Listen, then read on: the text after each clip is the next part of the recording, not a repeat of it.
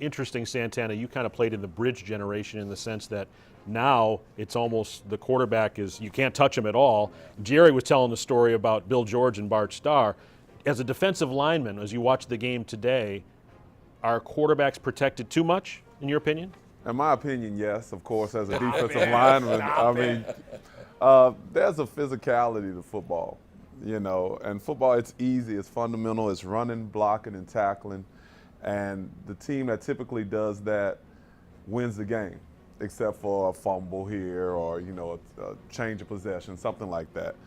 And when I say tackling, it's a physical game. So they're pulling a lot of that out of the defensive linemen or the pass rushers and not giving them credit or the ability to be able to understand I'm rushing against somebody that's 300 plus pounds. I'm ripping around the corner. This guy's pushing me in my back. Now I've got a bullseye on this quarterback that goes from his sternum to his waist. And if I hit him too high, that's 15 yards. And if I hit him too low, that's 15 yards. So it's really, for me, taken away from the game. And there was a lot of physical things that we did. We were number one in defense just about every year, or top 5 every year that I played here. And we were physical with receivers. There were no free releases.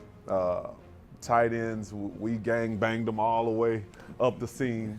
And if you watch them now, there's a quick chuck, and then you got to keep your hands to yourself.